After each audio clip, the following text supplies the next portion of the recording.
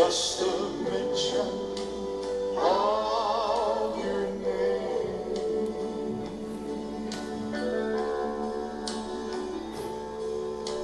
Flowers grow, the desert blooms again.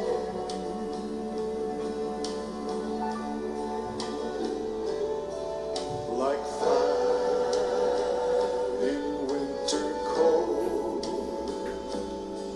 like pure precious gold. Jesus, just a mention of your name.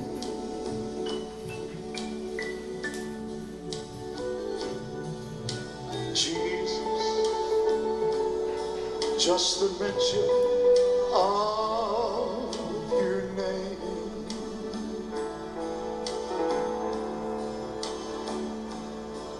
The flowers grow, all the deserts bloom again.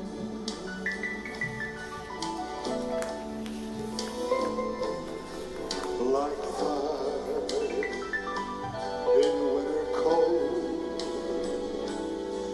like pure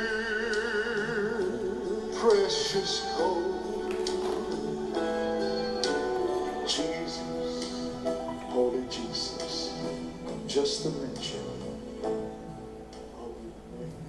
Meus queridos e amados irmãos, Deus os abençoe abundantemente na pessoa de nosso Senhor e Salvador Jesus Cristo. Estou aqui com a apostila do vice-diretor do Instituto Bíblico de Ensino Teológico Vida, pastor Paulo Sérgio da Silva, com este material lindo e maravilhoso de liderança cristã. Essa apostila ela é muito rica em detalhes, ela traz sobre liderança cristã. E eu já pedi autorização a ele para fazer a apresentação do material dele, estou apresentando e estou aproveitando para dinamizar esta aula que ele trata aqui sobre o que é liderança, conceitos básicos sobre a liderança cristã, liderança da igreja, ministério da palavra, é o fundamento para o crescimento, a vida espiritual, rotina natural do líder, a vida pessoal do líder, exemplos dos líderes do Antigo Testamento, exemplo do maior líder do Novo Testamento, exemplos de grandes líderes no decorrer dos séculos, diretrizes para uma excelente liderança, o preço da liderança, as qualificações necessárias de um líder, aperfeiçoando um líder. Eu tratei com vocês em aulas anteriores sobre a introdução e o que o pastor Paulo Sérgio da Silva ele apresenta em sua introdução, e dei seguimento falando sobre o que é liderança, que é o material que ele tem abordado com maestria para tratar desse assunto relacionado à liderança. E falamos sobre conceitos básicos sobre a liderança. E tratamos sobre a pluralidade da liderança, como ela é ensinada no Antigo Testamento, a Igreja de Jesus Cristo e como ele exerce liderança sendo cabeça da igreja, e a pluralidade que é irrefutável no Novo Testamento. Vimos o caso de líderes na igreja de Antioquia, Creta, Derbe, diáspora, que é o caso dos dispersos, na diáspora, em Éfeso, Filipos, a Epístola aos Hebreus que fala obedecer a vossos pastores, seja submisso a eles, em Icônio, Jerusalém e Listra. Também falamos um pouquinho sobre a unidade da liderança, unidade do espírito, mutualidade no serviço e unidade em coração e alma, oração, reuniões, sentir, pensar, falar e decidir.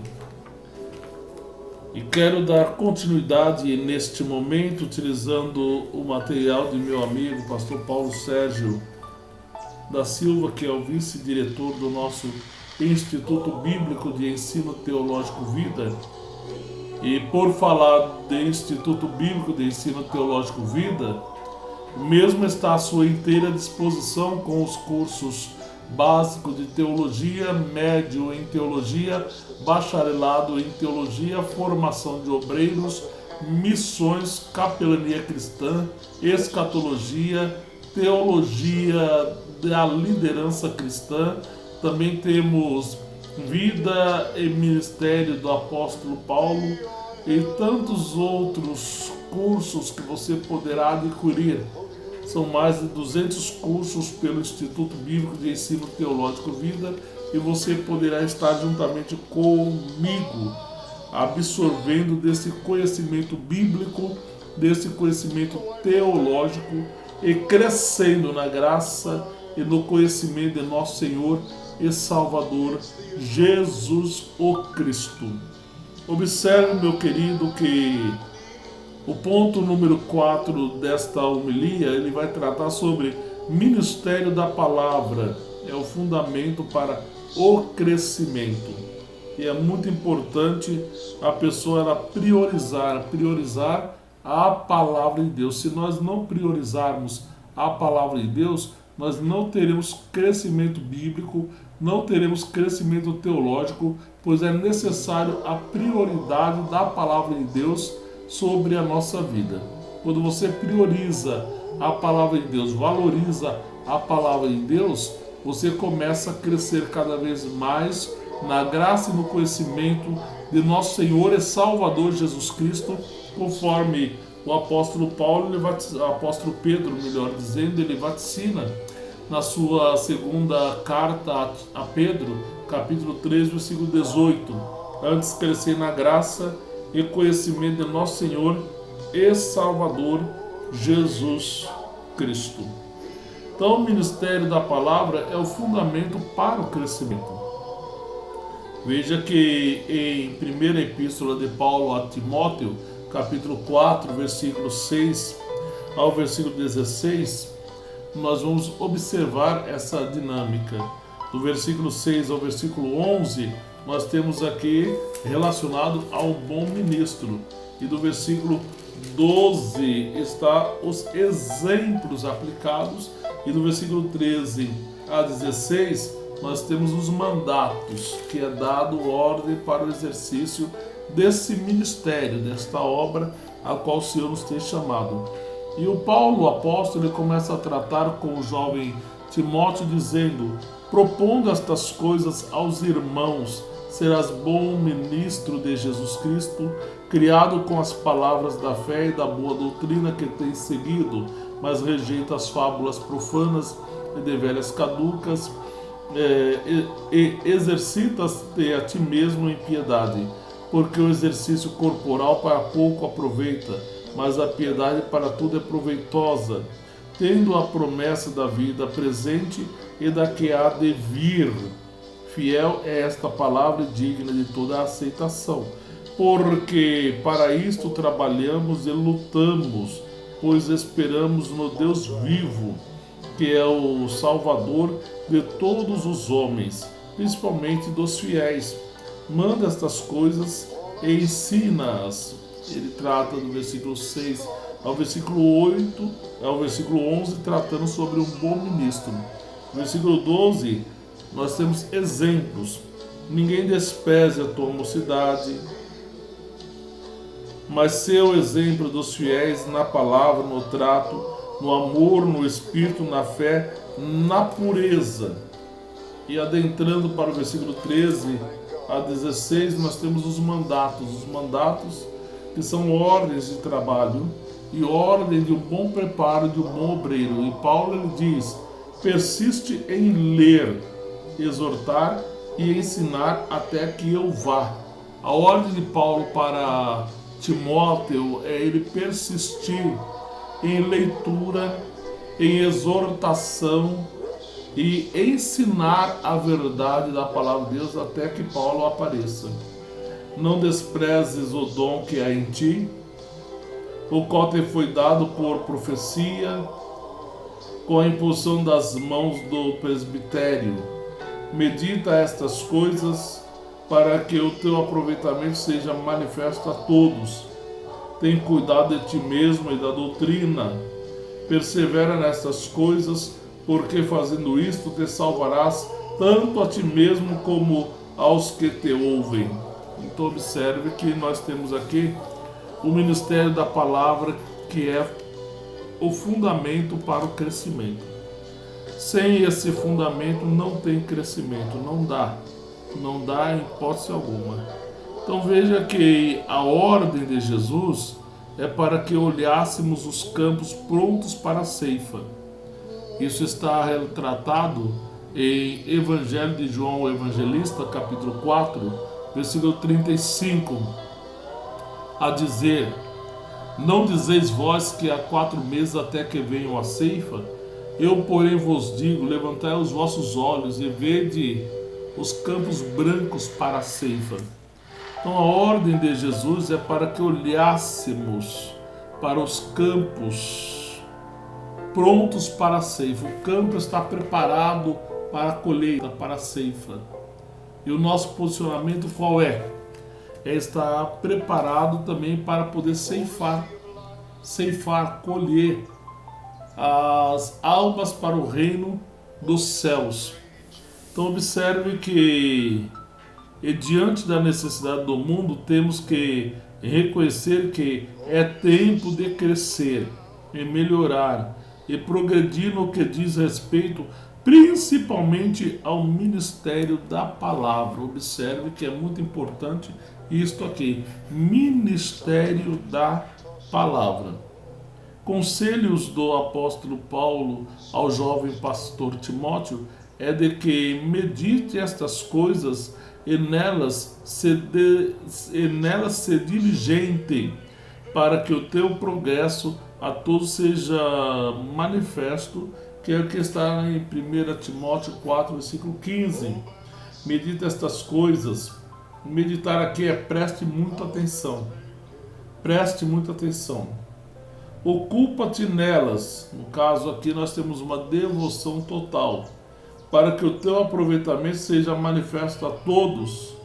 Então a melhor tradução aqui seria: de modo que o seu progresso fique em evidência a todos. Então as pessoas, elas visualizam o trabalho de um obreiro dinâmico cuja vida está aplicada no exercício do trabalho do Senhor nesta labuta santa. Só que meditar não é apenas pensar a respeito destas coisas continuamente, mas também é colocá-las em prática como um atleta que se prepara para uma corrida. Você pode observar que o atleta, ele treina, vive treinando para poder ser o melhor na competição, na corrida. Por isso que a palavra de Deus, ela nos revela, aqui em 1ª Epístola de Paulo a Timóteo, capítulo 4, mas rejeita as fábulas profanas e de velhas caducas. Por que de velhas caducas? Aquilo que não tem característica fiel à palavra de Deus. Aquilo que não tem característica fiel à palavra de Deus. E Paulo diz: exercita-te a ti mesmo em piedade. Observe que o pensamento de Paulo aqui não muda de jeito nenhum. Ele mantém-se dentro do princípio cristão de incentivar, de ensinar as pessoas de acordo com a palavra de Deus. Então o pensamento de Paulo, ele muda imediatamente a um contraste entre a disciplina do corpo e a disciplina da alma. Ele não muda a sua forma de ministrar, de ensinar, mas agora muda imediatamente a um contraste entre a disciplina do corpo e a disciplina da alma. Nós sabemos que o exercício corporal para pouco é proveitoso, mas ele tem a sua valia. Ele é importante também, porque o exercício corporal para pouco aproveita. Então, um pouco benéfico, né? Mas tem a sua validade. Mas a piedade para tudo é proveitosa, ou seja, cobre todo o aspecto da vida e modo de viver, tendo a promessa da vida presente e da que há de vir. Então veja que a piedade, ela afeta a nossa vida atual e também a nossa vida que está por vir, demonstrando que há vida depois da morte. Então observe que a citação de Hebreus capítulo 9, versículo de número 27, diz que ao ser humano está ordenado morrer uma só vez, vindo depois disto o juízo. Isso quer dizer que após a morte segue-se o juízo. E o versículo 10 diz: porque para isto trabalhamos e lutamos, pois esperamos no Deus vivo, que é o Salvador de todos os homens, na pessoa de Jesus. Então veja bem que o que são estas coisas de que Paulo está falando? Observando os versículos anteriores, descobrimos que ele se refere às atitudes essenciais para o progresso do pastorado. Atitudes que implicam na vivência e na regação da palavra. Valorização da exposição bíblico-teológica é muito importante. Uma igreja que vive apenas de movimento, de louvorzões e diminui o espaço da palavra, é muito triste essa igreja. Ela não tem crescimento espiritual. O povo é um povo sempre sedento, doente, é um povo que está empanzinado, porém anêmico, porque falta a esse povo que é alimento sólido, palavra de Deus. Na continuação desta homilia, ele diz que é importante viver a palavra. E isso é verdade, porque o versículo 12 diz: ninguém despreze a tua mocidade. Então Paulo tinha capacitado muito bem. Capacitado a Timóteo: ninguém despreze a tua mocidade, mas seu exemplo dos fiéis na palavra, no trato, o modo de viver, no amor, no espírito, na fé, na pureza, o que só pode ser resultado do que? Resultado da cruz. A pessoa só consegue atingir esse patamar através da obra do Calvário realizada na sua vida. Se a mesma for sempre objeto da nossa fé, e o Espírito Santo logo estará facultando a ocasionar esta graça na nossa vida, porque a pessoa se coloca dentro de uma chamada de Deus e desenvolve essa chamada. Então nós observamos que por causa da pouca idade, no caso de Timóteo, estava sendo observado pelos críticos e pelos que suspeitavam de seu trabalho. Ele era filho de um homem grego e de uma mulher judia, mas ele foi ensinado pela sua mãe e pela sua avó, Eunice Lloyd, os princípios cristãos. E agora na mão do apóstolo Paulo se torna um excelente obreiro, um obreiro apto para o trabalho do Senhor.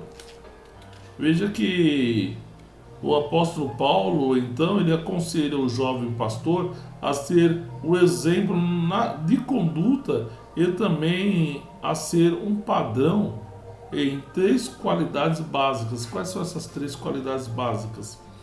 No amor. Primeira qualidade, no amor. Aquele que diz que ama a Deus que não vê, como pode não amar o próximo que visualiza? Se a pessoa odeia o seu próximo, odeia o seu irmão, odeia a sua irmã, como ele pode dizer que ama a Deus que ele não visualiza? Aí que está a complicação. Então ele diz aqui, no amor, devemos ser exemplo na nossa atitude de apreciação. Agora, cuidado e perdão, mesmo para os que não aceitam ou admiram.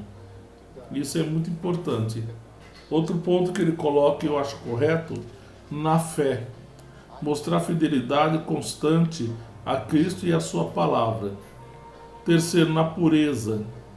Um elevado padrão de moral baseado na palavra de Deus deve proteger a mente e o corpo do pastor de inúmeras ciladas do inimigo. Outro ponto aqui é a aplicação. Que aplicação é essa? Aplica-te à leitura, à exortação, ao ensino. Leitura, exortação e ensino. Para se poder ser um excelente pastor, evangelista, presbítero, diácono, a pessoa tem que gostar de ler. Para ser um bom professor de escola bíblica dominical, a pessoa tem que gostar de ler. Aqueles que não gostam da leitura, de aplicar a leitura, de estudar a palavra de Deus, como é que pode se levantar para ensinar? Não tem condições. Para se ensinar é necessário que a pessoa se aplique à leitura. Apóstolo Paulo, mesmo atrás das grades, ele desejou livros.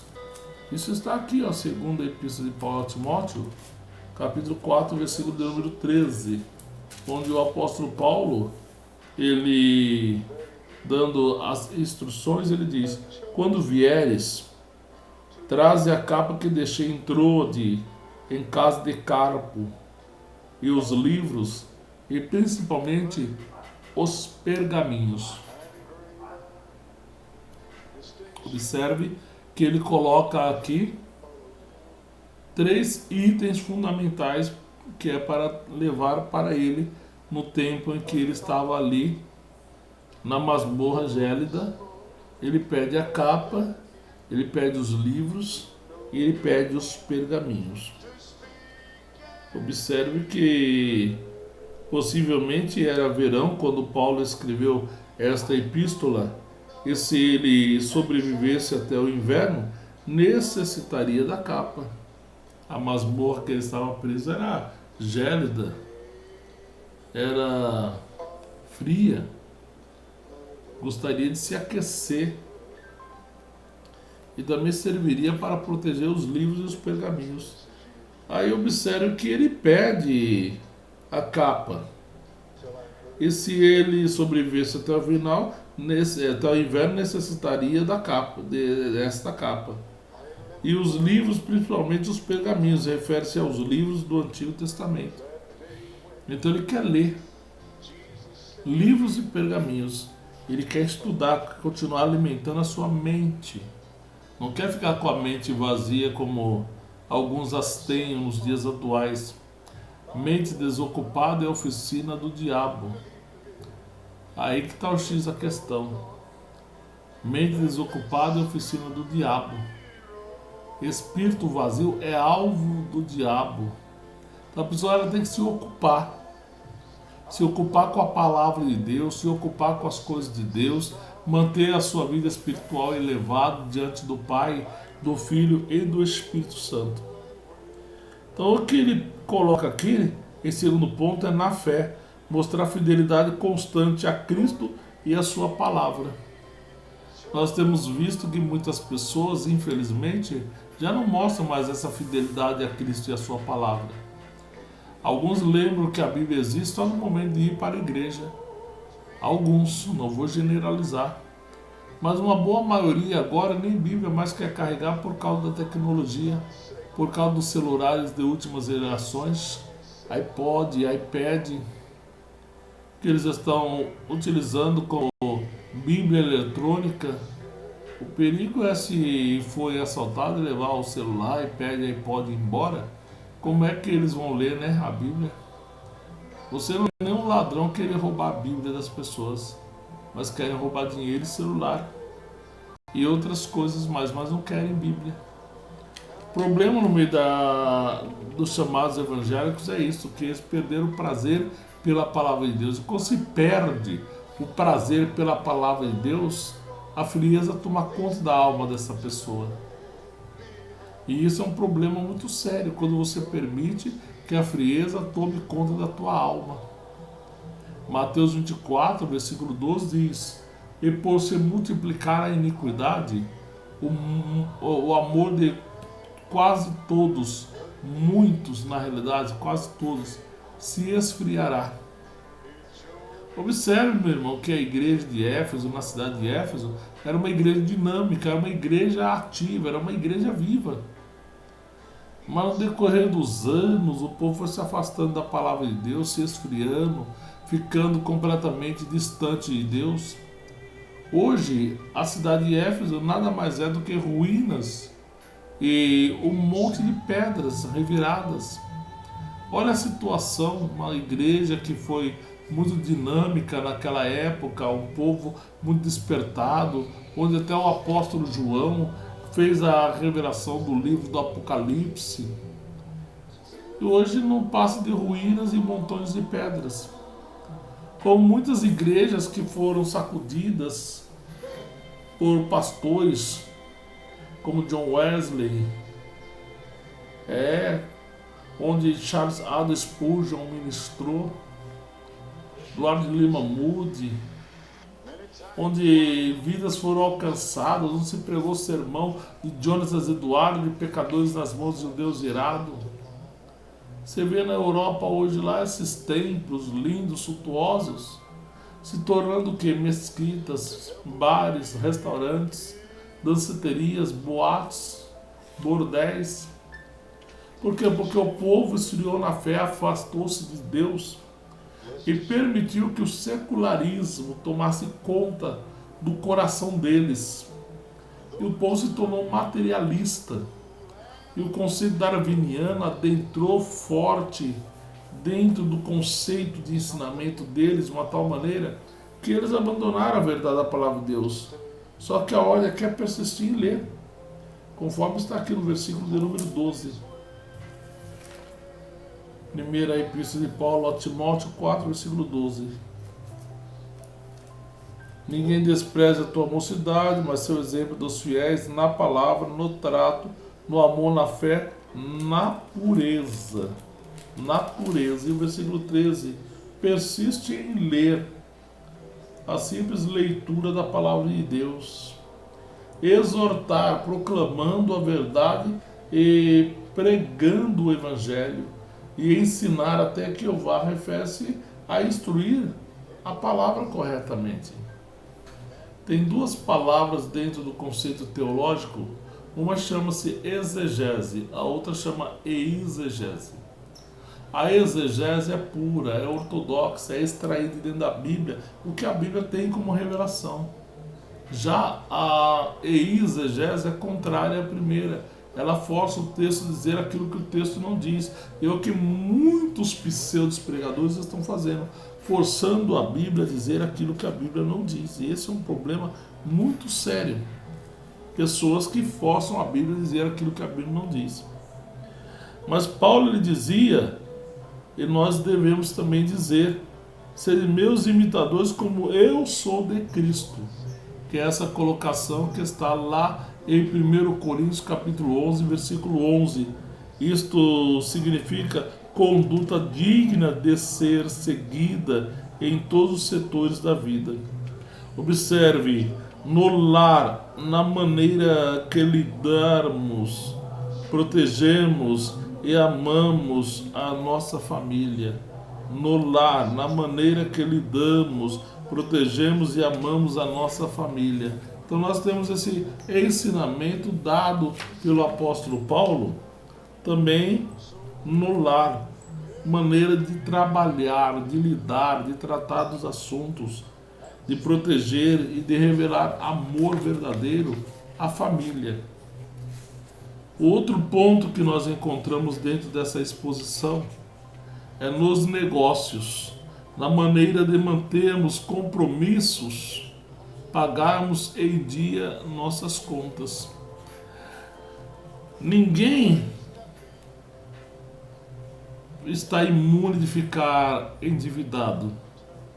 Todos nós estamos sujeitos a ficar com dívidas e os credores querer receber o que a eles lhes pertence por direito. O que não se pode é se esquivar do compromisso que se tem. Se não tem condições de quitar o tal compromisso agora, o que se faz? Se pede um prazo maior, conversa, se expõe à situação. Mas a pessoa ela tem que manter o quê? O seu compromisso. Nos negócios, na maneira de mantermos no compromissos, pagarmos em dia nossas contas. Então observe que se amamos, nosso povo amará. Se somos fiéis, nosso povo será fiel. Se somos puros, nosso povo será puro. Por causa do exemplo. O exemplo fala muito mais do que palavras. Não adianta o pai e a mãe dizer para o filho, para a filha, não faça isso, não faça aquilo, não faça aquilo outro, quando o exemplo dele, o exemplo dela, diz muito mais do que as palavras dele, do que as palavras dela. Então tome muito cuidado, porque a sua vida é muito mais lida do que um jornal, muito mais vista do que uma televisão. E a Bíblia diz que você é o sal da terra, a luz do mundo. Nós somos sal da terra e a luz do mundo. Então o sal tem que salgar e a luz tem que iluminar. Onde havia o vale de sombra e morte, raiou a luz. Quando a luz chega, as trevas se dissipam. Então quando Paulo ele fala sobre esse ponto aqui, ele diz que se amarmos, nosso povo amará. Se somos fiéis, nosso povo será fiel. Se somos puros, nosso povo será puro. Isso é fundamentalmente importante. Agora, outro ponto crucial dessa exposição é ensinar a palavra. Isso é crucial na exposição, ensinar a palavra. Para o crescimento da igreja, o ponto principal é o ensino da palavra de Deus. Por que é crucial o ensino da palavra de Deus? Porque é onde traz substância, traz edificação e crescimento. Alguém perguntou que nova doutrina é esta? As pessoas estavam admiradas com o ensinamento do Senhor Jesus Cristo. Veja que no Evangelho de João, capítulo 18, versículo 20 a 21, Jesus ele ensina publicamente. Ele não se oculta aos olhos das pessoas, mas ele ensina publicamente a sua palavra doutrinária. Jesus lhe respondeu: eu falei abertamente ao mundo, eu sempre ensinei na sinagoga e no templo onde os judeus sempre se ajuntam, e nada disse oculto. Para que me perguntas a mim? Pergunta aos que ouviram o que é que lhes ensinei.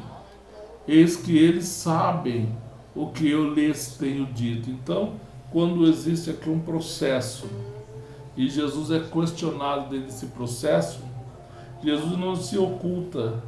Ele não disse nada em segredo, ele abriu o jogo. Observe que, em essência, diz: se você está reclamando que eu preguei ou ensinei algo indevido, porque não me prenderam em uma das sinagogas ou no templo, porque não me acusaram diante das pessoas, não havia rebelião alguma. Em efeito, penetra através de uma hipocrisia.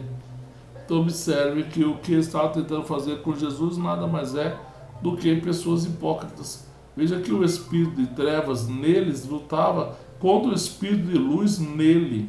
Certo é que eles eram religiosos, mas a verdade é que eram demônios religiosos, os quais de uma forma ou de outra descrevem toda a religião. Então o processo ela começa aqui no capítulo 18, versículo 19, e vai até o versículo de número 24, né? E Anás mandou manietado ao sumo sacerdote Caifás. Você vê que Anás e Caifás, sacerdote e sumo sacerdote, sogro e genro. Você vê que eles fizeram uma arapuca contra Jesus, e na lei romana era proibido prender alguém à noite e processar julgamento à noite. Tinha que ter 2 ou 3 testemunhas, mas não testemunhas falsas como eles arrumaram aqui. Só que aquele que vive na falsidade, a Bíblia diz que não tem direito à vida eterna. Então nós vemos que os apóstolos em Atos deram prioridade à oração e ao ministério da palavra, conforme Atos 6, versículo 4. Enquanto a nós perseveraremos na oração e no ministério da palavra. Então veja bem que a igreja em franco crescimento, ela precisava de pessoas para poder auxiliar na demanda do dia a dia. E quando ele diz, escolhei, pois irmãos, entre vós, 7 homens de boa reputação, cheios do Espírito Santo e de sabedoria, aos quais constituamos sobre este importante negócio. Não tratou a diaconia como um trabalho qualquer, um importante negócio. Mas nós perseveraremos na oração e no ministério da palavra. É tão difícil hoje, né? Tem pastor presidente que manda o pastor vice-presidente ou co-pastor ou um pastor auxiliar colocar o povo de joelho e orar enquanto ele fica no gabinete batendo papo, jogando conversa fora, quando deveria ser exemplo. Quando deveria ser exemplo, mas ele não quer ser exemplo. A maioria não quer mais saber de caminhar de joelhos, não quer mais saber de orar. Infelizmente, hoje em dia é assim. Eu falei na aula anterior sobre vigília. Na época que eu frequentava vigília, era vigília mesmo. Dobrava o joelho 11 horas, levantava 1 hora da manhã, cantava 3 hinos com a harpa cristã, lia um texto da Bíblia Sagrada, fazia oração coletiva em pé, aí se assentava, o pastor ou o dirigente daquela vigília chamava um irmão ou uma irmã para trazer uma palavra de 15 minutos, aí depois todos voltavam a dobrar o joelho e orar, e assim ia seguindo até 5 horas da manhã, e a manifestação de Deus era fantástica. Hoje as pessoas marcam vigília e convidam 7 pregadores, 10 cantores. Onde fica a oração? Vigília, que eu aprendi, é uma noite toda envolvida mais em oração, na busca do revestimento de poder, o poder do Espírito Santo em sua própria vida. Então Paulo exortou a Timóteo que pregasse a palavra a qualquer tempo, conforme está em 1 Timóteo 4, versículo 2, pregar a palavra a qualquer tempo, a tempo e fora de tempo, redarguindo, exortando e doutrinando, no caso aqui é ensinando, colocando corretamente o texto, porque texto sem contexto é pretexto para a formação de heresia. Aí que urge o cuidado. Outro ponto importante dentro da colocação é ler. Aquele que não gosta de ler, meu querido, vai ensinar o quê? Observe que dentro da apresentação desta homilia, Ministério da Palavra é o fundamento para o crescimento. Viver a palavra, aplica-te à leitura, à exortação, ao ensino, ensinar a palavra e ler. Porque a pessoa que não gosta de ler a Bíblia Sagrada, não gosta de ler bons livros, vai ensinar o quê? Pense bem, vai ensinar o quê? Por isso que o apóstolo Paulo, ele traz essa orientação ao jovem Timóteo: olha, você é um obreiro, você é dinâmico, persiste em ler, exortar e ensinar até que eu vá. Persevere. Então significa conhecimento ou conhecimento, e o termo pode ser usado tanto para leitura individual como para leitura pública. Leitura pública requer cuidado na escolha apropriada do texto e na maneira que lemos. Tem que ser uma leitura audível. As pessoas precisam entender o que se está lendo. Ainda mais na situação pandêmica que tem que se usar máscara. Mas se você está distante do povo, cerca de mais de 2 metros, você pode tirar a máscara para poder efetuar a leitura congregacional e depois colocar a máscara. Isso o pastor da igreja ou alguém indicado por ele para poder proceder à leitura oficial. A membresia precisa recitar com máscara. Agora é importante que a pessoa tenha uma boa dicção. Por isso que leitura é importante, vernáculo é importante. Por isso que no nosso curso de teologia nós temos pregue, mas pregue em português. Porque é importante a pessoa conhecer a língua pátria, o português, para poder fazer aí a sua homilia, a sua apresentação. Então é importante saber escolher o texto adequado. É reunião de oração doutrina? Qual o texto? É culto público? Qual é o texto? É aniversário? Qual o texto? Você não vai ler no aniversário lá a dança da filha de Herodias, onde perde a cabeça de João Batista. Pessoas que não têm consciência acabam fazendo esses absurdos. Isso é falta de preparo. Então deve ser feita com expressão e com relação com o que será pregado. Não devemos ler como ritual. Expor depois da leitura da palavra de Deus é preciso que haja explicação do texto lido. Expor a palavra é explicar o conteúdo de um texto dentro do seu contexto, para a vida do pregador e dos seus ouvintes.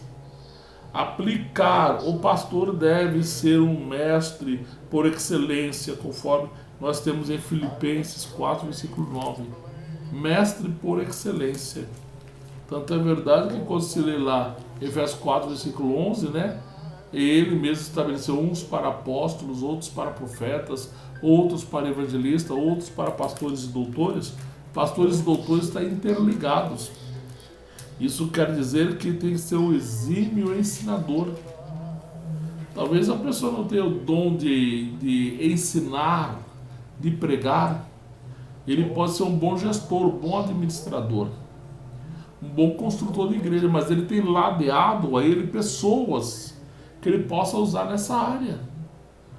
E o ciúmes vai roubar desta pessoa a oportunidade de crescimento, porque se um pastor de igreja tem ciúmes do obreiro que está se despontando, então que tipo de crescimento que ele quer para com a igreja que Deus confiou nas mãos dele? Deus, ele dá peças para serem utilizados na igreja, cada um, como diz o velho ditado popular, né? No seu quadrado. Aí vem o X da questão.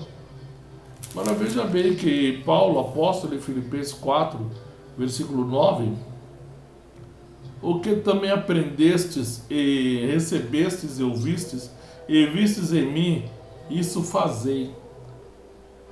E o Deus de paz será convosco. Isso se chama exemplo. Isto aqui se chama exemplo. Então Paulo lhes tinha dado o evangelho da cruz. Ele lhes tinha demonstrado a obra da cruz em sua vida. Portanto, tinham o ensino correto e tinham o exemplo correto, a mensagem da cruz, que fugiu de muitos púlpitos. Além de ler e expor as escrituras, deve instruir, mostrando Cristo como única resposta para os anseios dos nossos ouvintes. Então veja bem, meu querido, veja bem, minha querida, que nós estamos aprendendo aqui nesta oportunidade a aula de número 4. Ministério da palavra é o fundamento para crescimento.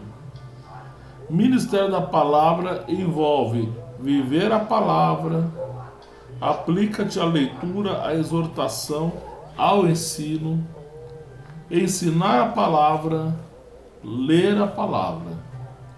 Isso é muito importante na vida de um homem, na vida de uma mulher, é muito importante mesmo. Na próxima aula que eu estarei lecionando, eu vou falar sobre a vida espiritual. Quero lhe dizer que nós temos nosso curso de teologia pelo Instituto Bíblico de Ensino Teológico Vida. Está aqui o nosso logo, Instituto Bíblico de Ensino Teológico Vida. Esse é um dos livros. O bacharelado em teologia livre é composto por 36 livros. E você pode fazer um dos nossos cursos. Nós temos uma infinidade de cursos. Nós temos o curso básico de teologia, médio em teologia, bacharelado em teologia, formação de obreiros, com 5 importantes livros: Ministério do Diácono, Ministério do Presbítero, Ministério do Evangelista, Ministério do Pastor em língua portuguesa, capelania cristã, capelania escolar, hospitalar, prisional, ambiental. Temos também curso de escatologia, técnicas de liderança cristã, curso de missões. Quem são os pais das missões modernas, as missões moravianas e o marco que ela deixou estabelecido na história do cristianismo. A janela 1040, que ainda é o maior desafio missionário, abordando as missões com profundidade bíblica no Antigo e Novo Testamento. Temos também curso de ministério pastoral, hermenêutica, homilética, exegese. Enfim, nós temos uma infinidade de cursos que você pode escolher. Entre no nosso site www.ibtv2.webnode.com. Eu disse www.ibtv2.webnode.com. Escolha um dos nossos cursos e invista em conhecimento. Veja que o apóstolo Paulo ele trouxe essa orientação aqui ao jovem Timóteo e o preparou para o campo de trabalho. E a pergunta é: você, o que você tem feito para se envolver na obra de Deus? Está de braço encruzado? Então é necessário desencruzar os seus braços e se envolver literalmente na obra do Senhor Jesus. Por isso que Paulo ele diz aqui para Timóteo, 2 Timóteo capítulo 2, versículo 15: procura apresentar-te a Deus aprovado, como obreiro que não tem de que se envergonhar, que maneja bem a palavra da verdade. Observe que refere-se a um trabalhador que foi posto à prova e, cumprindo estas especificações, ganhou a aprovação do que o submeteu à prova. E Timóteo passou pela prova e foi aprovado. E você, meu querido? E você, minha querida? Paulo chega ao ponto de falar de um obreiro lá em Romanos 16, versículo 10, dentro das suas saudações: saudai também a Apeles, aprovado em Cristo. E você, meu irmão? Isso é importante. E ele segue: como obreiro que não tem de que se envergonhar, ou seja, a fé colocada exclusivamente na cruz nunca desonra. A fé colocada em outra parte, sem dúvida, desonrará. Salmo de número 118, verso 8. Melhor é buscar refúgio no Senhor do que confiar em homens. Melhor é confiar no Senhor do que confiar em príncipes. Isso é verdade. Que maneja bem a palavra da verdade. Se alguém não entender corretamente a cruz, não pode usar com precisão a palavra da verdade. Então, saber manejar, fazer a aplicação correta. E a mensagem da cruz é a mensagem que nós devemos apresentar para as pessoas. Porque é na cruz que está a salvação e a libertação da humanidade. E é na aceitação da pessoa do Senhor Jesus Cristo que as pessoas herdam a salvação e a vida eterna. Deus abençoe a tua vida, meu irmão. Deus abençoe a tua vida, minha irmã. Eu volto com essa dinâmica numa próxima exposição bíblica ou teológica. E você pode adquirir também esse material, sabia? Se você deseja esse material, olha que apostila linda do pastor Paulo Sérgio da Silva. Liderança Cristã, 26 páginas de uma riqueza fantástica. Você pode receber na sua casa, no seu lar, e estudar e colocar em prática. Nossa próxima exposição bíblica será sobre a vida espiritual. E nós temos muito a falar aqui sobre a vida espiritual, que envolve os crentes, principalmente os obreiros. Só da vida espiritual nós temos a falar 1, 2, 3, 4, 5 páginas só para falar sobre a vida espiritual na nossa próxima exposição bíblica. Deus abençoe tua casa, Deus abençoe teu lar, Deus abençoe a tua família hoje e sempre. No nome do Senhor Jesus. Deus continue com vocês. Entre no nosso site www.ibtv2.webnode.com. Deseja fazer seu curso de teologia, sistema EAD, aula através da plataforma Zoom. Você tem o plantão Tira Dúvidas. Siga no nosso Instituto Bíblia e Ensino Teológico Vida junto ao YouTube. E no Instagram aí é @instituto_teologia_vida. Deus abençoe abundantemente a cada um de vocês em nome de Jesus Cristo. Aquele abraço.